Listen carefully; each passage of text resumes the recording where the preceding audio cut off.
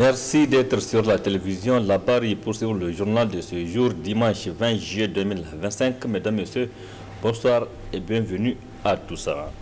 Le local de l'IPSP de Niamey a servi de cadre ce dimanche matin pour les assises de la deuxième assemblée générale de la Fédération nationale des associations des établissements privés de formation professionnelle et technique du Niger.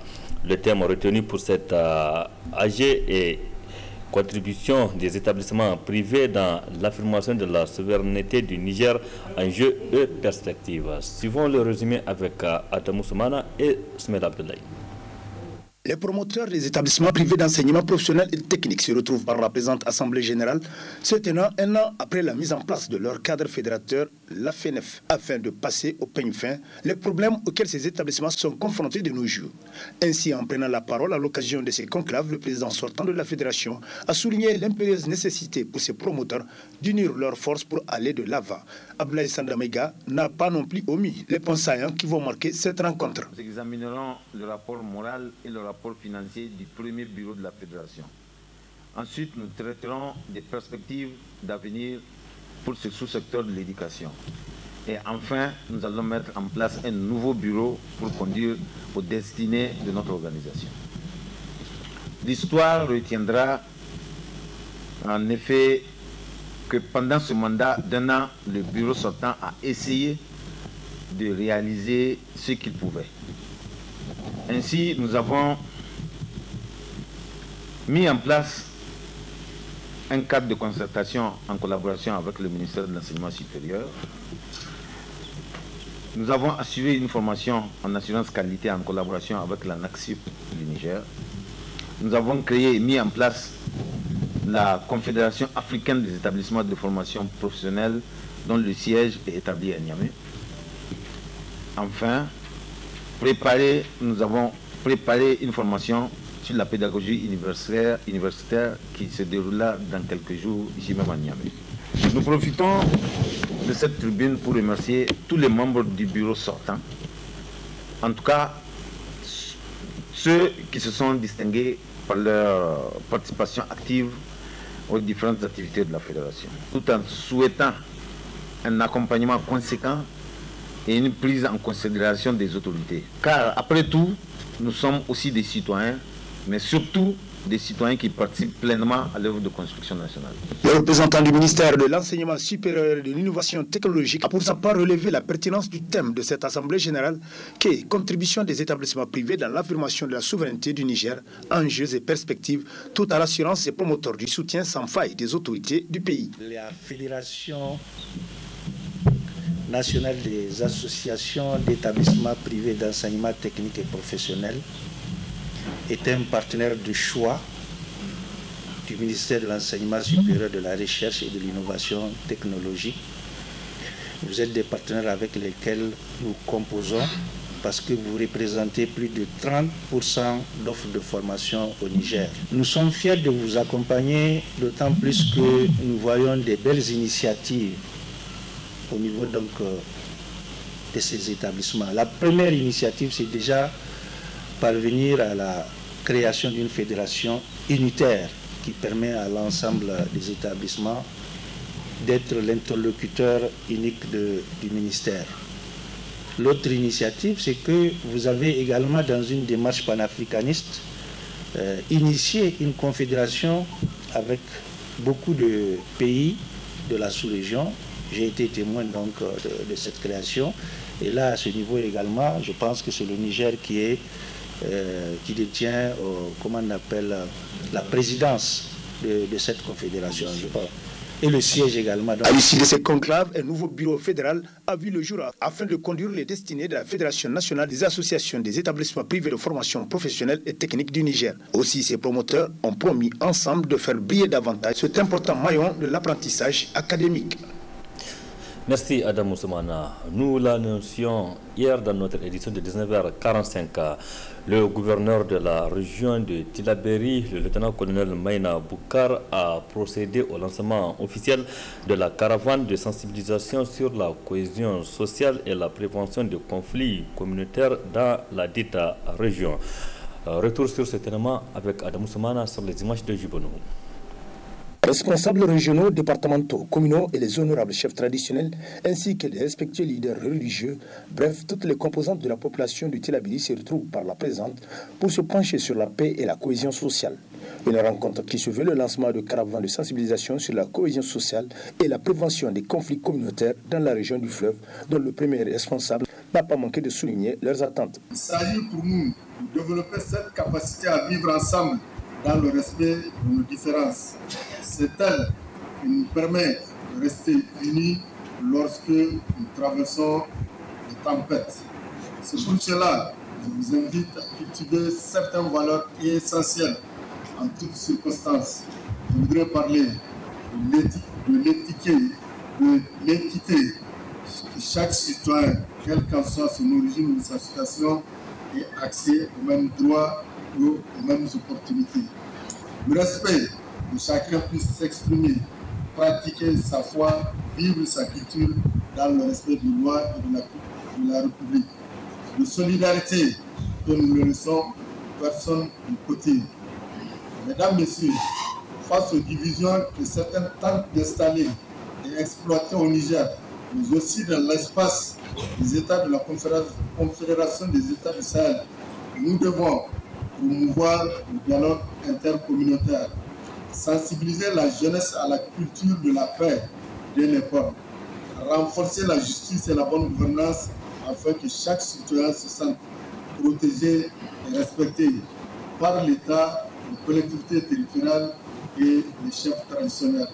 Combattre la pauvreté et l'injustice sociale qui sont souvent des racines de la violence. L'assistance n'est pas restée à marge de cette rencontre en faisant des propositions très pertinentes. Il faut qu'il y ait un langage clair pour que la communauté elle-même comprenne pourquoi il vit ces difficultés. Cela renforcerait leur résilience. Parce que tout ce qui se dit, tout ce qui se fait, l'appréhension que les gens ont de toute situation dans le pays, porte ça à l'actif des gouvernants.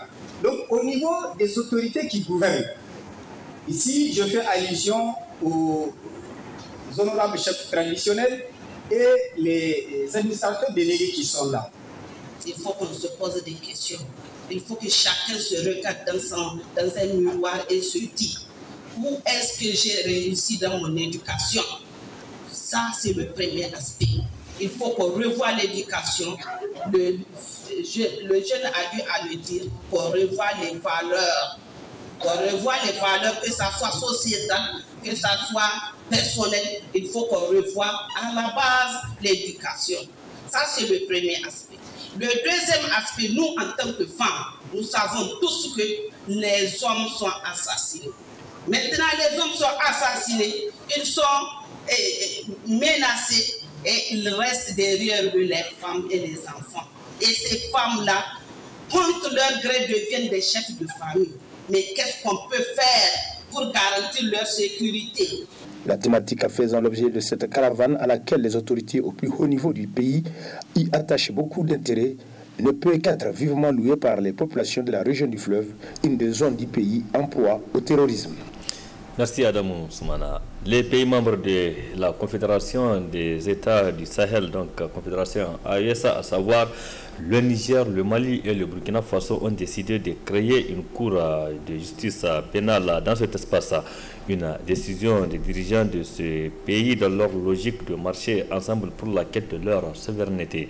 Quelle sera l'importance de cette cour de l'AESA? Réponse avec le juriste Emmanuel Alfred dans cet extrait avant de le suivre plus en détail en partie magazine de cette édition. Le mois dernier, ou précisément en mai, les ministres de la justice des États du Sahel, donc de l'AES, s'étaient réunis et avaient approuvé la création d'une cour pénale sahélienne et d'une prison de haute sécurité dans l'espace confédéral.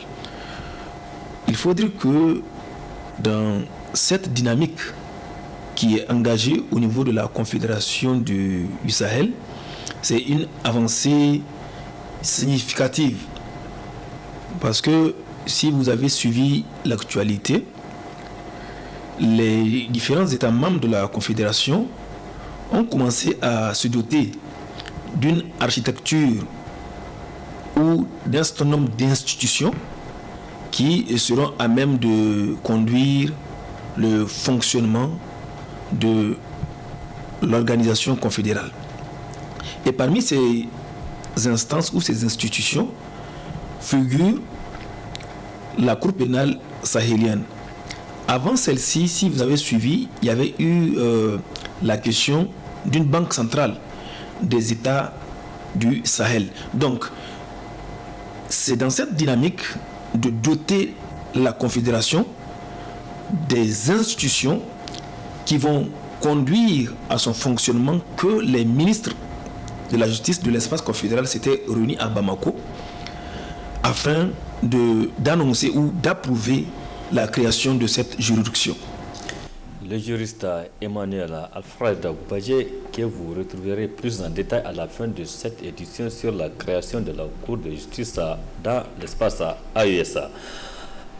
Parlons à présent du sport avec le coup d'envoi de la 5e édition du tournoi de grandes vacances TGV de football dénommé TGV Bahaouché qui a été donné donc hier samedi 19 juillet 2025 au terrain du CG Transition. C'est à la rive droite dans le 5e arrondissement communal de la ville de Niamey.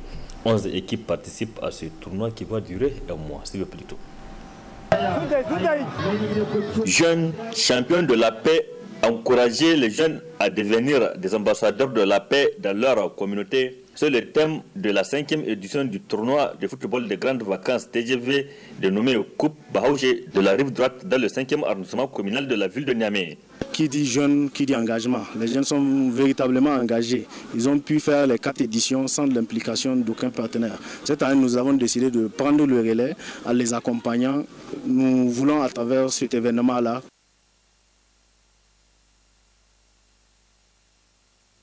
et le football en tant que tel est un langage universel que tout le monde comprend.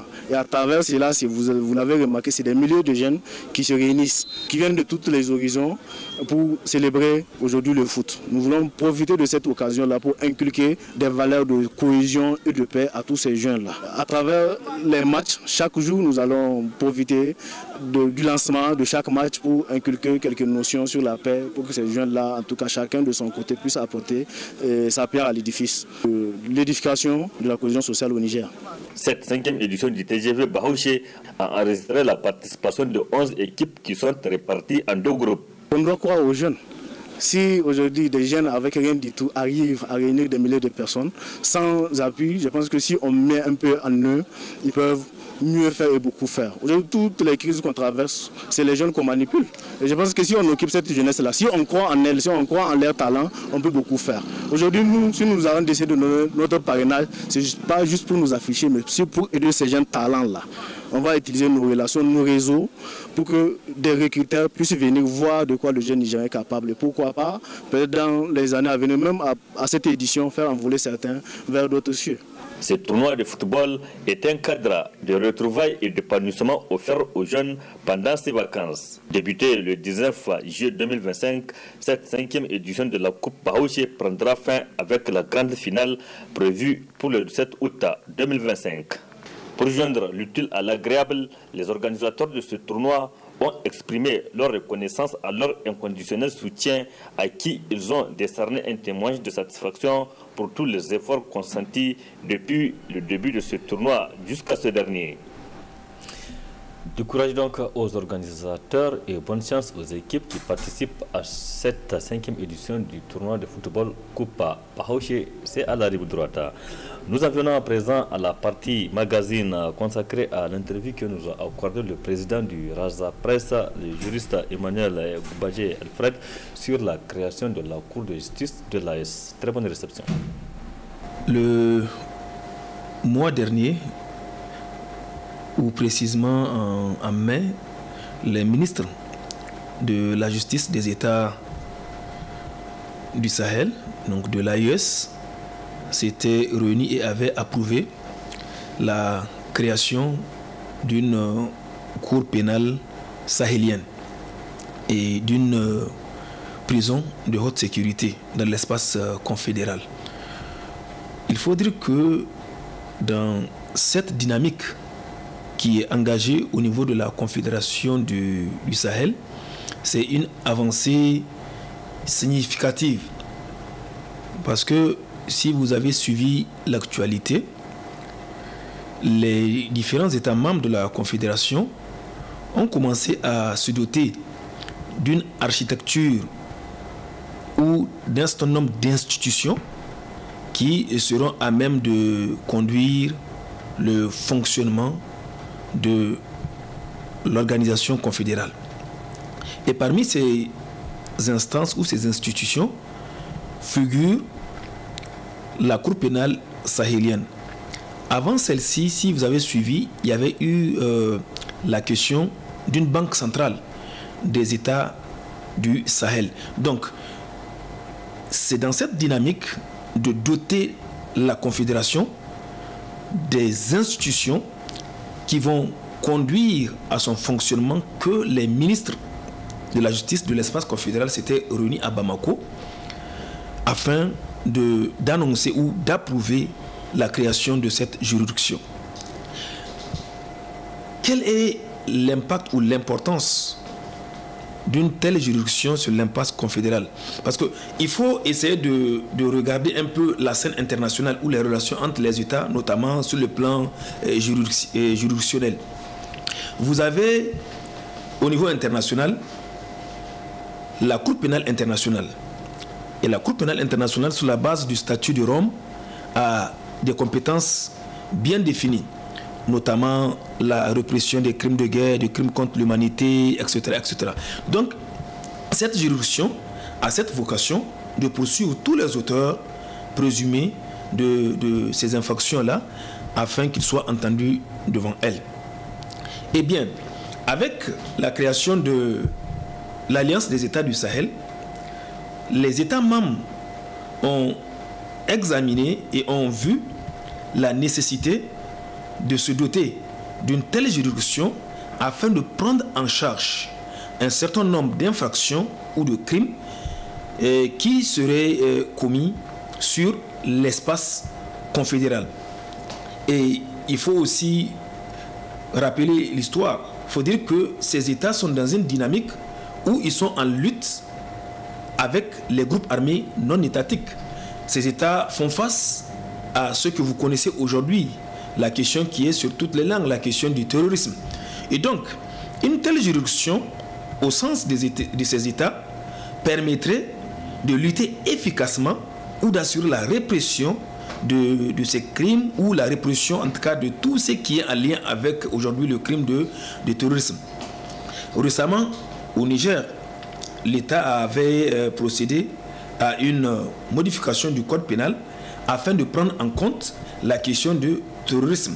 Et il en va de même dans les autres pays de la Confédération qui certainement ont adopté un système juridique et judiciaire qui leur permettait de faire face également à cette menace terroriste qui sévit depuis un moment. Alors, donc, cette Cour pénale internationale, cette Cour pénale sahélienne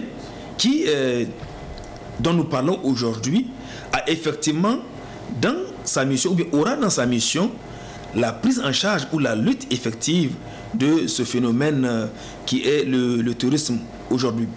Donc, quand on regarde un peu de près la dynamique, il faut dire que une telle juridiction permettra au niveau de l'espace confédéral de contrôler la commission ou bien de contrôler en tout cas la répression de ces différents crimes. Parmi ces crimes dont elle aura certainement la compétence, on a le crime de terrorisme, on aura les crimes contre l'humanité, on aura les crimes de génocide, on aura certainement des questions qui seraient liées aux attaques, aux symboles de l'État, à la souveraineté des États.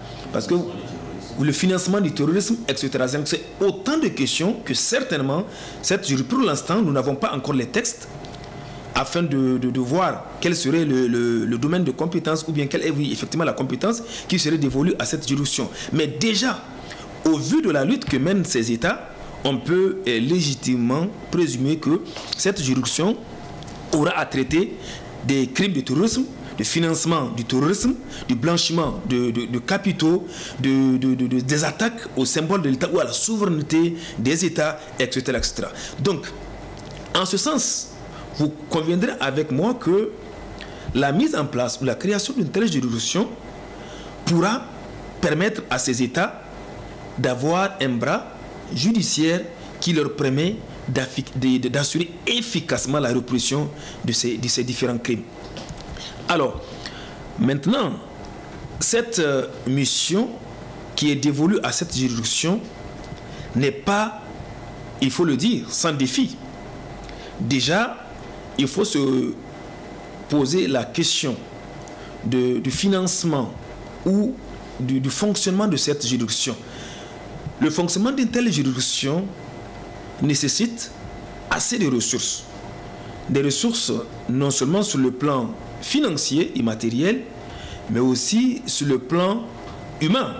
Il faut des magistrats qualifiés, et j'en suis certain, je suis convaincu que l'espace confédéral dispose des magistrats de taille, des magistrats pointus qui pourront assurer efficacement cette mission. Donc, il faut avoir assez de magistrats qui pourront faire fonctionner cette juridiction. Maintenant, il faut également les ressources financières, comme je l'ai dit. Et certainement, les États membres de la Confédération sont en train de réfléchir sur des mécanismes qui leur permettront de trouver les financements nécessaires au fonctionnement de cette juridiction. Donc, c'est autant de défis qui sont là. Vous avez également les défis logistiques. Donc, là également, à ce niveau, les États membres de la Confédération doivent se doter, parce qu'il faut un siège de cette juridiction. Et quand on parle d'une juridiction confédérale, vous voyez que la taille de cette juridiction ne sera pas la même que les juridictions internes des États. Donc c'est une juridiction qui serait quand même le siège, si vous voulez, de la Confédération en termes de poursuite sur ce plan, dans le domaine des compétences dont j'ai parlé à cette... Donc il faudrait qu'il y ait quand même un siège qui est digne de ce nom, qui puisse quand même refléter l'image de ce que les États projettent. Donc vous avez également, comme je l'ai dit, toute la logistique qui accompagne. Donc c'est autant de défis, c'est assez de défis qui sont là et qui doivent être pris en charge par les États de la Confédération. Maintenant, vous avez également une autre question qui est celle de la coopération judiciaire internationale. Donc déjà, vous voyez que avant la création de cette juridiction, il y avait déjà une coopération judiciaire entre les États, notamment en ce qui concerne la répression des crimes de terrorisme. Donc les États coopéraient entre eux et procédaient à une sorte ou bien si vous voulez, procéder à l'extradition des auteurs qui se seraient réfugiés dans l'un des États.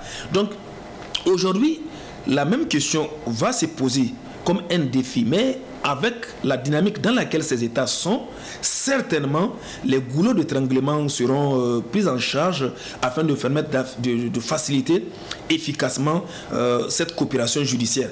Il y a, si vous voulez, la question des renseignements.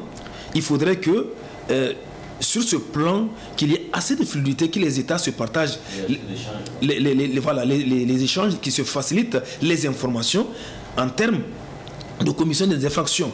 Si, imaginez, vous avez un auteur présumé de ces infractions que j'ai citées ou de ces crimes qui serait par exemple réfugié dans un des pays, donc vous voyez que la compétence qui est dévolue à cette juridiction permettra à l'un de ces pays de poursuivre. Ou même, si vous voulez, on n'a pas encore vu les textes comme je l'ai dit, donc il faudrait qu'on ait les textes sous les yeux pour savoir par quel mécanisme cette coopération va se faire. Mais déjà, on pense que cette coopération judiciaire permettra à ces États d'extrader les auteurs présumés qui seraient réfugiés dans l'un des États, ou bien même de donner compétence à la Cour, déjà, puisque désormais la Cour aura la compétence sur l'espace confédéral. Donc en ce sens-là, même la question même de l'extradition peut ne pas se poser, d'autant plus que c'est la même juridiction qui coiffe, ou bien si vous voulez, qui a compétence sur l'ensemble des États. Donc voilà également, il y a un travail de fond à faire au niveau du texte, comme l'exemple de la Cour pénale internationale. Donc vous avez aujourd'hui ce statut qui permet aujourd'hui de voir le fonctionnement de cette Cour. Donc au niveau de l'espace confédéral, nous verrons certainement comment est-ce que le statut de cette Cour, ou en tout cas le texte qui va régir cette Cour, va prévoir ce mécanisme de coopération entre les États. Peut-être que chaque État, et c'est certainement la dynamique en cours, est en train d'apporter ses contributions, ses réflexions sur tout ce mécanisme par lequel cette poursuite se fera, et que c'est parce que les experts sont en train de travailler afin de produire un texte de qualité, un texte qui permettra de faire, si vous voulez, ce travail de répression. Maintenant, c'est une première de l'espace confédéral. Certainement, avec l'évolution, avec le temps, les États, plus ils avancent, plus ils vont découvrir peut-être qu'à ce niveau, il faudrait qu'on fasse un toilettage, toujours dans le sens d'améliorer, toujours dans le sens d'assurer efficacement la répression. Puisqu'il y a des détails, peut-être des détails que, dans un premier temps, qui peuvent échapper. Mais à la réalité des faits, avec le temps, des toilettages seront certainement apportés, tout comme vous avez constaté. Je pense que, au risque de me tromper, l'article 4 de la charte de la Confédération a été modifié afin de prendre en compte la création de cette cour pénale dont nous parlons. Donc, vous voyez que c'est une dynamique. Plus on avance, plus on se rend compte des choses, on corrige, on avance, afin de prendre en compte, en tout cas, beaucoup d'aspects pour que la répression soit efficacement faite et pour que ce phénomène de terrorisme auquel ces États font face soit, si vous voulez, traité. Donc, c'est quand même une juridiction assez dissuasive qui permettra de dire désormais, attention, il y a un certain contrôle qui est fait sur l'espace confédéral par les ressortissants de l'espace. Et ça, c'est un message assez fort. Maintenant, la dernière chose maintenant qu'il faut voir, c'est la coopération, la relation qui va régir cette juridiction avec les instances internationales déjà existantes. Parce que il y a, si vous avez remarqué, depuis un moment, sur la scène internationale, notamment dans les pays africains, une certaine réticence aux instances internationales. Les États africains estiment que cette juridiction est une juridiction de 2 poids 2 mesures. Donc du coup, il y a une certaine méfiance de ces États. Et certainement, la dynamique de la création de cette cour spéciale va dans cette dynamique de dire qu'il nous faut forcément une juridiction qui nous permettra nous-mêmes de prendre en charge nos questions. Et en ce sens, c'est vu comme une bonne chose dans le sens où les infractions sont commises sur l'espace confédéral. Et la juridiction confédérale sera assez dynamique afin de poursuivre sur l'espace confédéral.